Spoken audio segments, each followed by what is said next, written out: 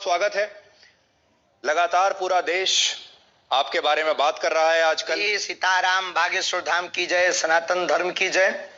और I am not baba, I am Dhirendra Krishna Shastri ji. तो मैं आपको धीरेन्द्र जी कह के बुला सकता हूं? बिल्कुल, धीरेन्द्र जी, शास्त्री जी, महाराज जी, इन संबोधन से, क्योंकि ना तो दाढ़ी मूछ है ना हमने संन्यास लिया है। जी हाँ, नहीं वैसे लोग कहते हैं कि आप बहुत हैंडसम लगते हैं और आपकी उम्र भी सिर्फ 26 साल है। तो मैं शुरुआत यहीं से कर लेता हूं। आप सिर्फ 26 साल के हैं। 26 साल तो एक ऐसी उम्र होती है जो जिस समय युवा हमारे ये सोच रहे होते हैं कि कौन सा स्मार्टफोन लेना है और कौन सी मोटरसाइकिल खरीदनी है और कहां जाकर नौकरी करनी है। और आप 26 साल की उम्र में ही इतने बड़े स्वामी या बाबा कह लीजिए या गुरुदेव कह लीजिए, आपके बहुत सारे नाम हैं, आप यहां तक पहुंच गए। तो ये सब हुआ कैसे? हमारे बागेश्वर धाम की परंपरा में पीढ़ी दर पीढ़ी दरबार लग रहा। पूज्यपाद दादा गुरु जी भी लगाते थे और दादाजी के पहले भी एक संत थे, वो भी लगाते थे। तीसरी पीढ़ी में हम सेवा कर रहे हैं, तो बचपन से ही सनातन का जुनून है।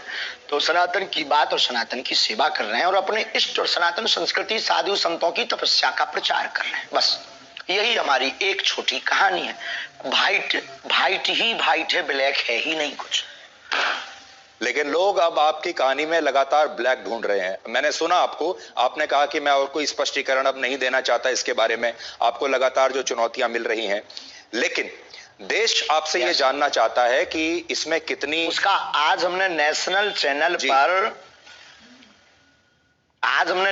चैनल के सामने लगभग 20 से 25 चैनलों के कैमरा लगे होंगे। 4 लाख लोग थे। हमने चुनौती दी थी, चुनौती देने वालों को कहा था कि रायपुर हमारी जगह नहीं, छत्तीसगढ़ है, दरबार 20 और 21 को लगना है, किराया हमसे ले लो, जिन जिन को दिक्कत है आकर के देखो। हम कोई दावा नहीं करते, हम कोई ईश्वर नहीं है। अभी हम साधारण इंसान है। गद्दी पर बैठेंगे, जो गुरु प्रेरणा लगेगी हम वो बता देते हैं और बालाजी की कृपा और संतों की तपस्या के प्रभाव से वो बात सत्य निकलती है। और सत्य को कितनी भी कसौटी पर कसा जाए, कितने न्यूज चैनलों ने एक्सपोज नहीं किया, कितने लोगों ने नहीं किया, आज तक बाल टेढ़ा कर पाए, क्योंकि हनुमान जी की कृपा और हनुमान जी के नाम का प्रचार है। जी आप धीरेन्द्र जी, आप खुद को गुरुदेव कहते हैं, स्वामी जी भी कहते हैं, धर्म गुरु, संत। तो आपका परिचय क्या है? आप हैं कौन? ना तो हम कोई संत हैं, ना हम कोई स्वामी हैं, ना कोई हम मठाधीश हैं। बागेश्वर धाम के चरणों के सेवक हैं। और श्रीमान जी, हम आपको बता दें कि हम जिस प्रकार पिता अपने पुत्र के रोग पर भगवान से, ईश्वर से, डॉक्टरों से, लोगों से प्रार्थना करता, दुआ के लिए गुजारिश करता, निवेदन करता, वैसे ही हम गुरु होने के नाते, उस गद्दी की सेवादार होने के नाते, बागेश्वर पीठ के सेवादार होने के नाते और सनातन धर्म के सच्चे साधक होने के नाते और मंत्रों की चिकित्सा को जानने के नाते आने वाले लोगों के लिए उनकी श्रद्धा को देखकर ईश्वर से प्रार्थना करते। हमने आपके वीडियोस लगातार देखे, सोशल मीडिया पर, इंस्टाग्राम पर बहुत सारे वीडियोस आपके चलते रहते हैं, जिसमें आप अपने कागज लेकर बैठते हैं और लोगों की मन की बात को आप पढ़ लेते हैं। तो ये जो मन पढ़ने वाली मशीन है, ये कहां आपने लगा कर रखी है और कैसे पढ़ते हैं आप? और लोग इसी को चमत्कार मानते हैं। देखो भाई, ये भारत देश है, इसमें ऋषि मुनियों की परंपराएं विविध रही और भारत इसीलिए तो विश्व गुरु रहा। यहाँ खूब खोज की फाइयान यात्री जैसे विदेशी लोग आए, पर भारत को विश्व गुरु उन्होंने इसीलिए तो माना सबने, क्योंकि भारत में वैदिक परंपरा अति प्राचीन परंपरा है, ऋषियों की परंपरा है। और हमारे पास कोई मशीन नहीं है, ना हम कोई मन पढ़ने वाले माइंड रीडर हैं। हम तो अपने इष्ट के सेवक हैं और अपने शास्त्रों के सच्चे साधक हैं। उनके आधार पर जो हमें गुरु जी ने प्रेरणा दी, जो हमें इष्ट प्रेरणा देते हैं, हम वो लिख देते हैं। सच निकले या झूठ, वो व्यक्ति की श्रद्धा और बालाजी की कृपा। आप लोगों की आवाज हम तक और हमारी आवाज लोगों तक पहुंचाते हो, वैसे ही हम अपने इष्ट की जो चेतना तरंग है और लोगों की जो अर्जी है, वो अपने इष्ट तक, इष्ट की तरंग को लोगों तक पहुंचाते। न आप कुछ हो न हम कुछ है। देखिए, जो आप बता रहे हैं, ये तो भारत की संस्कृति में जो योगी और मुनि और जो सिद्ध पुरुष हुआ करते थे, उनके पास ये शक्ति होती थी, ये हम भी सुनते आए हैं। लेकिन आपकी उम्र है सिर्फ 26 साल।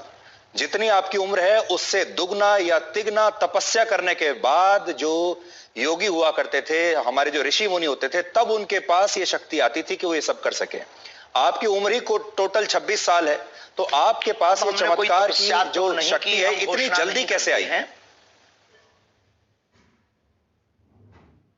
बहुत अच्छा प्रश्न है, बहुत बहुत धन्यवाद, अच्छा प्रश्न। ये आपसे किसी ने पूछा नहीं होगा। तपस्वी तो नहीं है, ये घोषणा तो नहीं करते, लेकिन आज भी दिन रात हाँ बहुत, अरे आपकी योग्यता का क्या कहना, आई प्राउड ऑफ यू, हमको आप पर बहुत गर्व है, आपकी लैंग्वेज से और आपके स्पष्ट प्रश्नों से।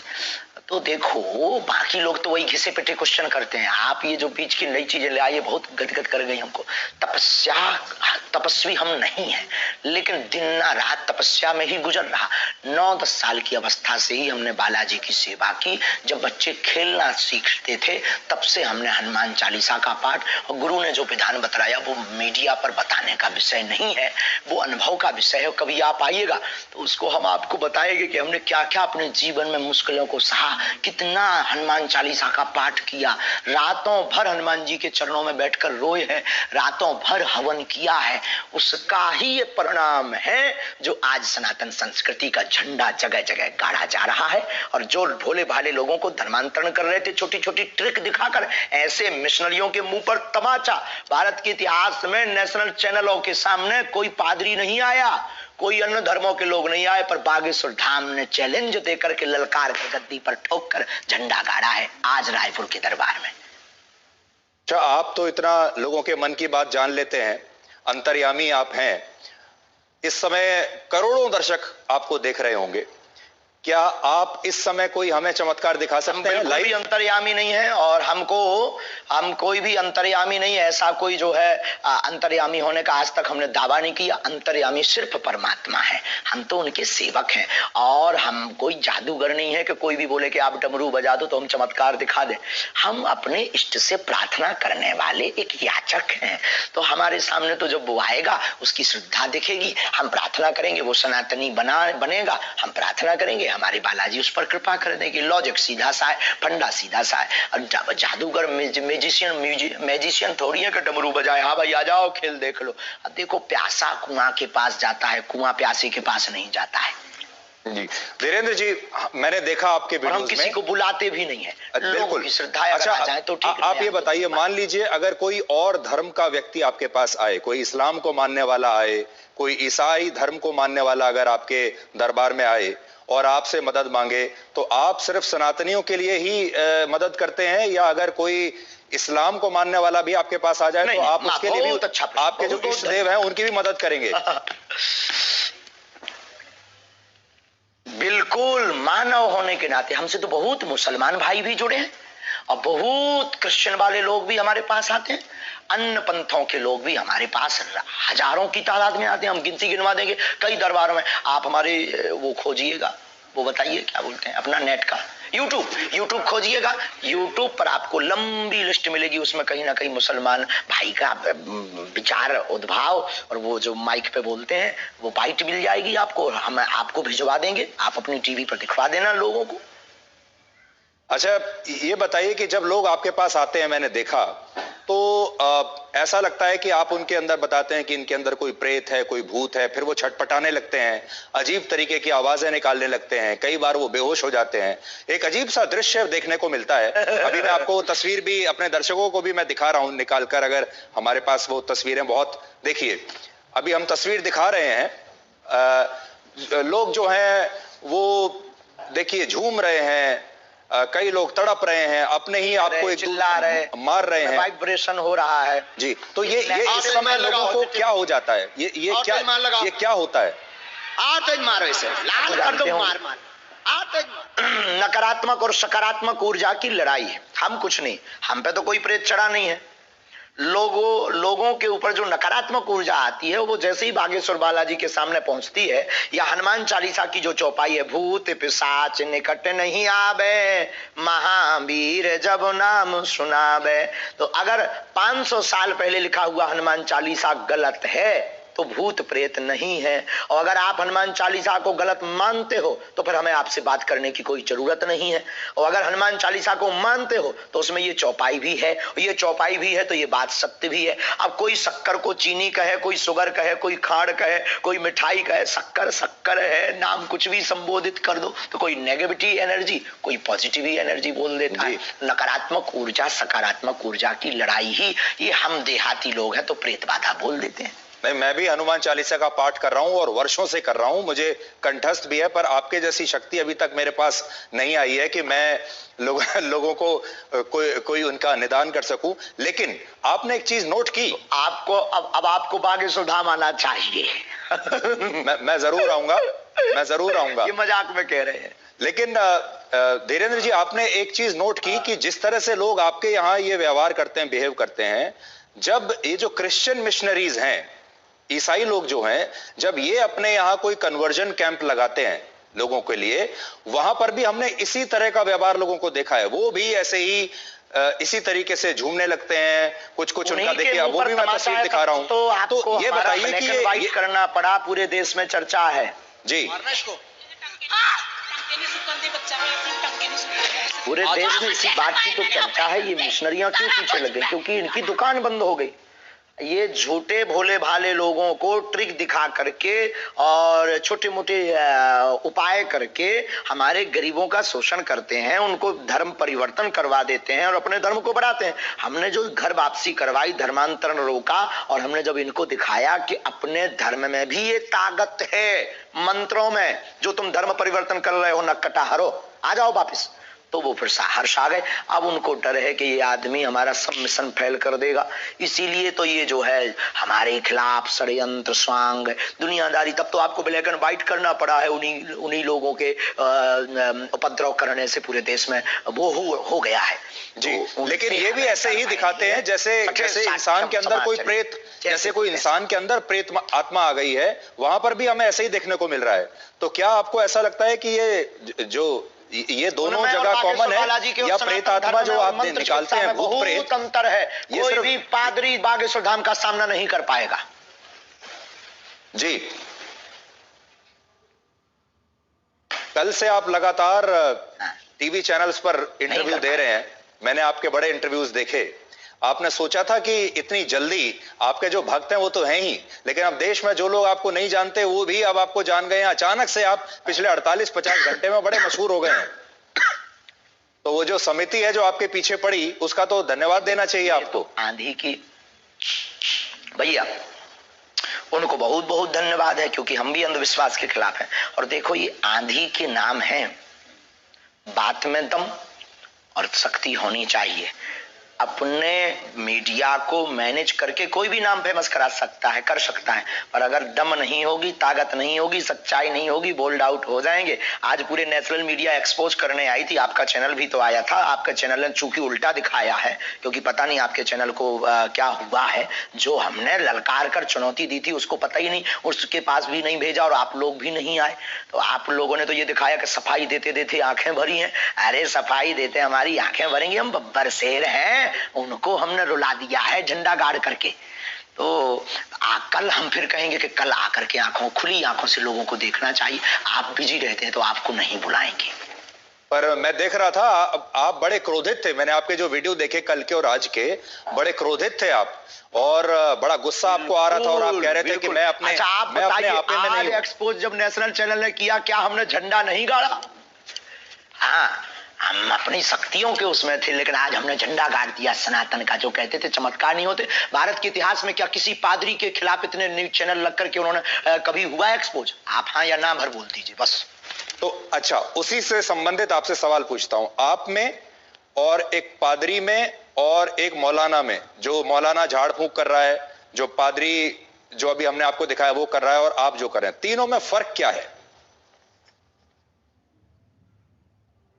बहुत सुंदर प्रश्न, very good, thank you very much my dear, I proud of you.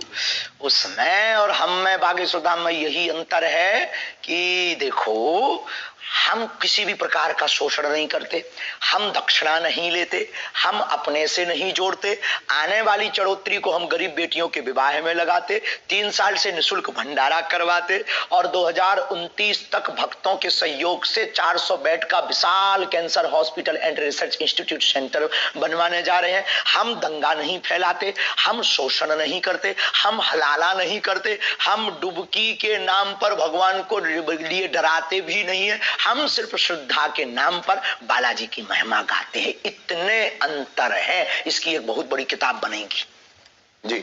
लेकिन वो भी प्रेत ही निकाल रहे हैं लोगों के अंदर से, आप भी प्रेत निकाल रहे हैं लोगों के अंदर से, और लोग जिस तरीके से बिहेव करते हैं प्रेत नहीं निकालते हैं, हम तो ईश्वर से जोड़ते हैं।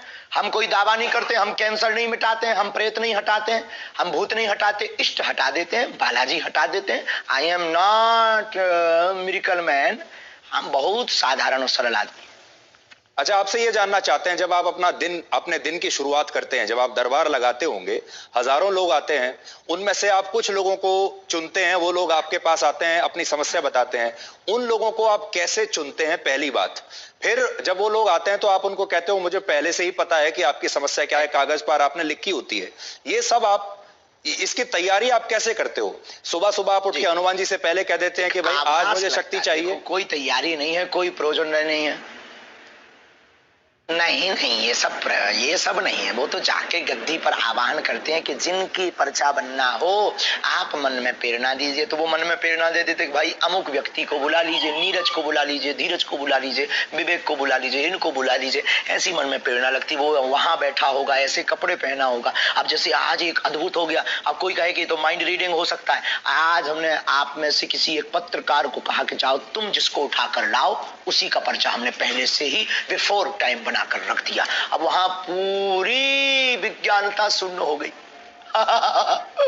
वहां दिमाग खराब हो गया सबका जी। और हमने कह दिया कि आप सब पत्रकारों में से 2 पत्रकार, नेशनल चैनल लगे थे, हमने कहा था 2 पत्रकार हमारे सामने भेज दीजिएगा। 2 पत्रकारों की हम अर्जी लगा देंगे। 2 की हमने लगा भी दी, ऐसी लगाई, अरे झंडा गड़ गया सनातन का। आज की लिंक जरूर सबको भेज दीजिए, दिखाइएगा आज का दरबार। आप मुझे भेज दीजिएगा। अब मान लीजिए इतिहास में हुआ है। यही प्रश्न दूसरे तरीके से पूछता हूं। मान लीजिए मैं आपके दरबार में आऊं, मैं आपके सामने बैठा हूं, आपने मुझे बुलाया और मैं आपके सामने आ गया। अब आप मेरे जीवन में क्या चल रहा है और क्या होगा आगे, ये कैसे पता लगाते हैं?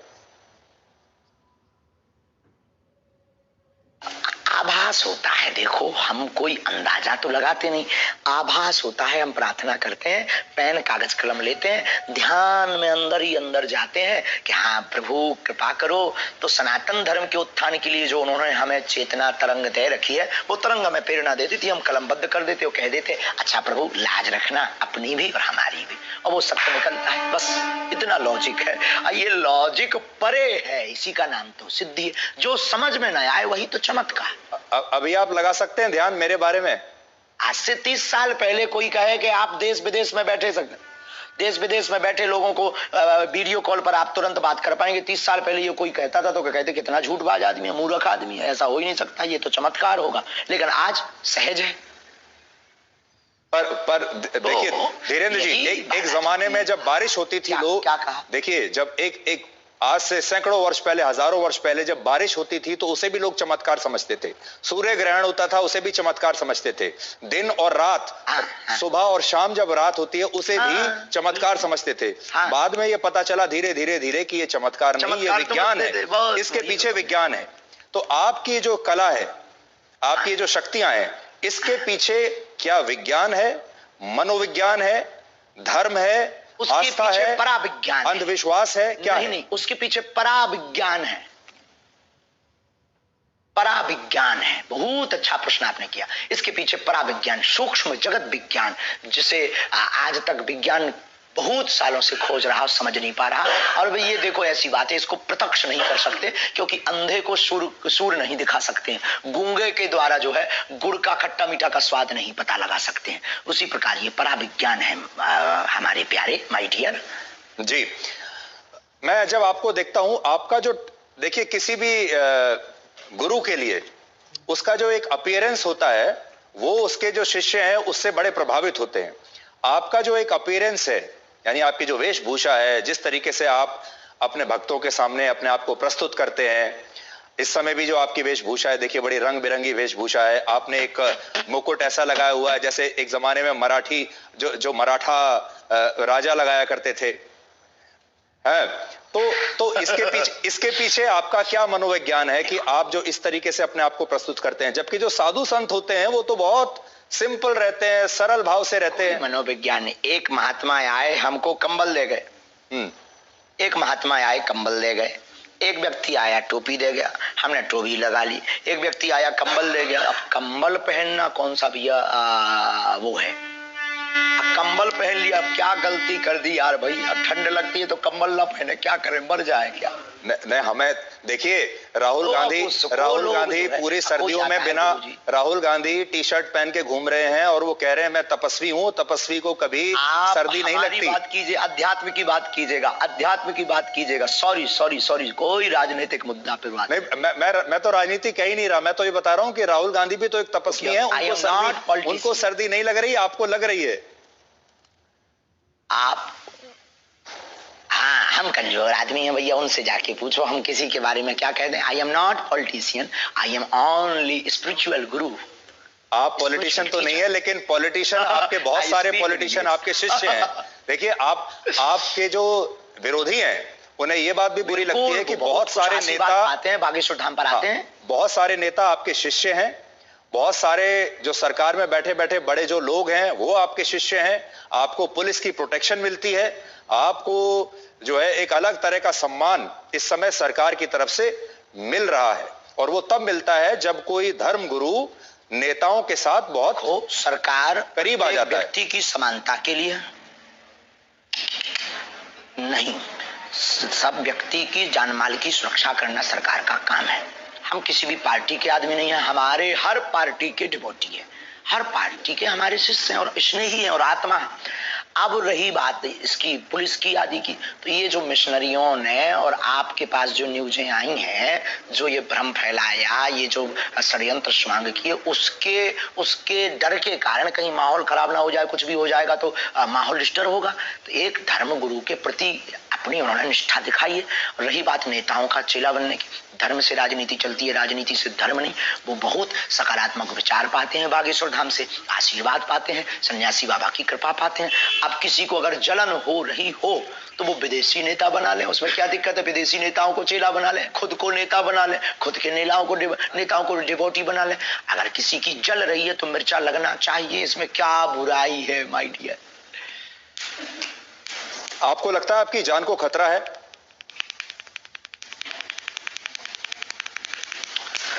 ये जो प्रपंच हो रहे हैं, हमें देखो मरना बार बार है नहीं है, एक बार बचना नहीं है, इसलिए हम बहुत स्वच्छंद आदमी और बहुत दिल खोल कर बोलते हैं। बाकी जो होना है वो तो होना ही है, लेकिन पीछे तो लगे ही है, ये भी नहीं कह सकते कि नहीं लगे। छतारी में हमने घोषणा कर दी थी, इस षड्यंत्र जो अभी आप लोग लेके बैठे हैं, ये हमने आज से 1.5 महीना पहले, लोग हमसे कह रहे हैं आपकी ब्लैक एंड व्हाइट पे ये दिखा देना। छतारी में हमने कह दिया था कि अब हमारे खिलाफ षड्यंत्र होगा, अब वो हो गया। देखिए मैं तस्वीर देख रहा हूं, इसमें देवेंद्र फडणवीस आपके सामने हैं, डिप्टी सीएम महाराष्ट्र के पूर्व मुख्यमंत्री। हमने नितिन गडकरी की भी फोटो देखी, मनोज तिवारी भी आपके सामने हैं, कुछ बात कर रहे हैं।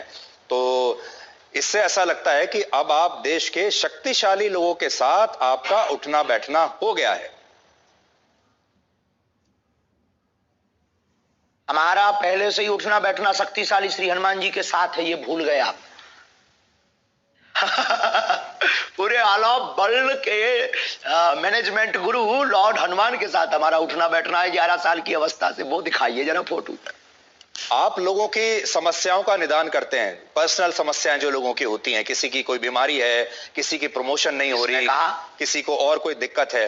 आपने कभी आपको इस तरह का आभास नहीं हुआ जिससे पूरे समाज का फायदा हो सके, पूरे देश का फायदा हो सके? कभी आपको ऐसा आभास नहीं हुआ कि आप पहले से बता सके कि भाई कोविड आने वाला है, सावधान हो जाओ, कोई आतंकवादी हमला होने वाला है, वो आपको पहले से पता चल जाए? बहुत अच्छा, ये भी बहुत अच्छा। देखो कोई अर्जी लगाता है तो हम उस आधार पर, जैसे हमारे पास राजनीतिज्ञ लोग आते हैं तो वो पूछते हैं प्रदेश का हाल क्या होगा, तो हम बता देते हैं भाई ऐसे ऐसे संयोग बन रहे हैं। हम कोई, आई एम नॉट भविष्य वक्ता, हम कोई ज्योतिषाचार नहीं है, हम भविष्य वक्ता नहीं, हमें जैसी प्रेरणा लगती है हम बता देते भैया ऐसा होगा। अब कोई अर्जी ना लगाए तो हमारी बात को कौन सुनने वाला है, कौन हमारी बात को इतना सुनेगा और कौन नियम मानेगा, कौन नियम करेगा, कौन आएगा। बाकी विश्व कल्याण की मंगल कामना हम प्रतिदिन करते हैं कि ईश्वर जो होना वो तो होना ही है, पर विश्व का मंगल। शाहरुख खान की नई फिल्म आ रही है पठान, उसका विरोध करने के लिए आपके दरबार में किसने अर्जी लगाई थी?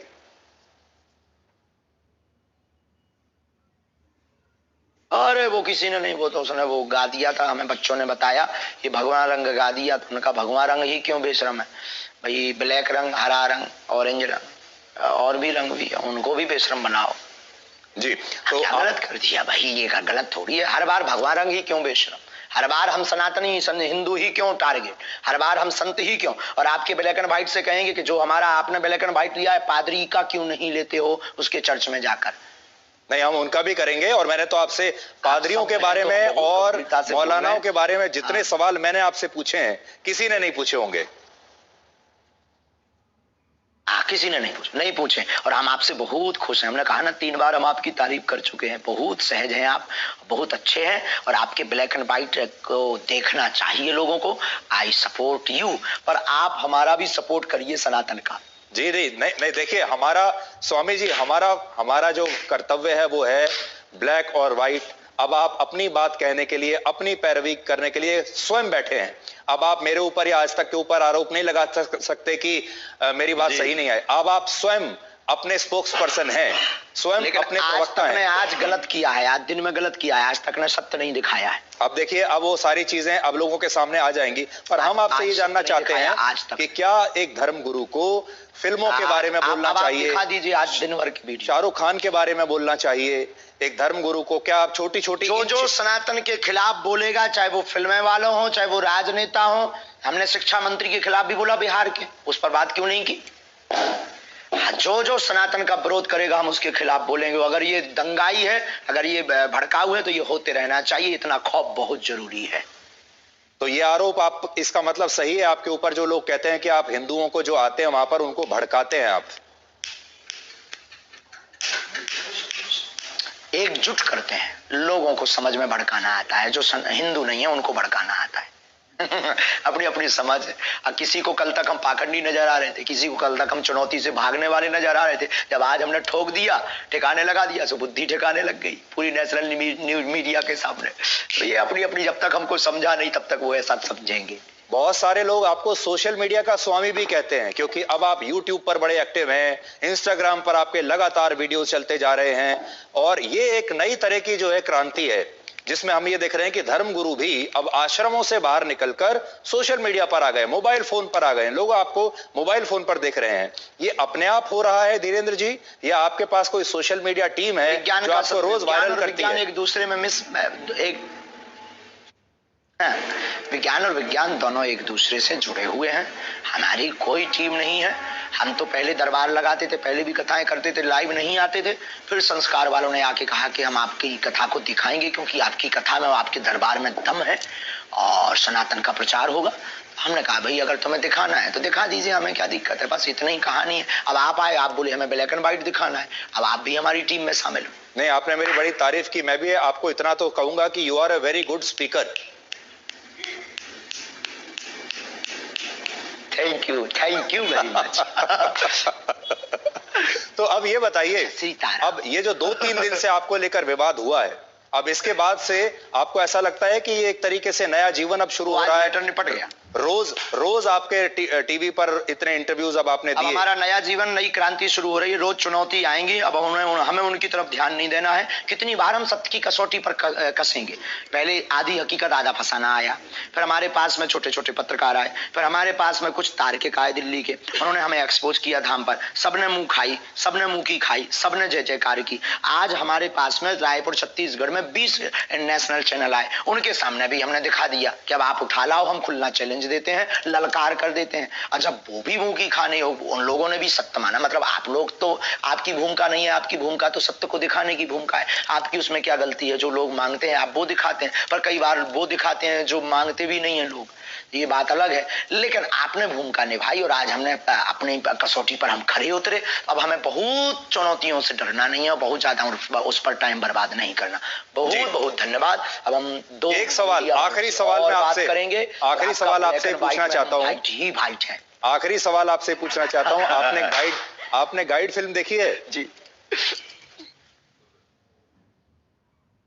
नहीं, हमने नहीं देखी। अच्छा, तो गाइड फिल्म में स्वामी जी एक गाइड फिल्म थी जिसके नायक थे देव आनंद, बहुत मशहूर हीरो थे। उसमें दिखाया यह गया है कि जो उसका जो मुख्य किरदार है वो सूखा पड़ा हुआ है एक गांव में और वो बारिश नहीं हो पा रही है। उसके लिए वो एक आम इंसान है, लेकिन वो उसके लिए तपस्या करनी शुरू कर देता है और लोग आसपास के उसको बाबा समझने लगते हैं और लोगों को विश्वास इतना हो जाता है उस व्यक्ति के ऊपर कि वो वाकई तपस्वी बन जाता है और फिर वो अपनी जान दे देता है उसके लिए। आपको ऐसा लगता है कि आपके साथ भी ऐसा ही हुआ? आपका जो बचपन है बड़ा संघर्षों से बीता, बहुत गरीबी में आपने अपना बचपन बिताया, अभी भी आप, मैं तो ये कहूंगा कि अभी युवा ही हैं आप, और ये जो विश्वास का जो पूरा जो इकोसिस्टम है, इस पर आप बेसिकली लोगों के साथ संवाद कर रहे हैं। चाहे हनुमान जी आपके साथ हो या ना हो, लेकिन एक विश्वास जब बन जाता है लोगों का आपके ऊपर, तो फिर वो शक्ति अपने आप ही एक अलग दिशा में जाने लगती है।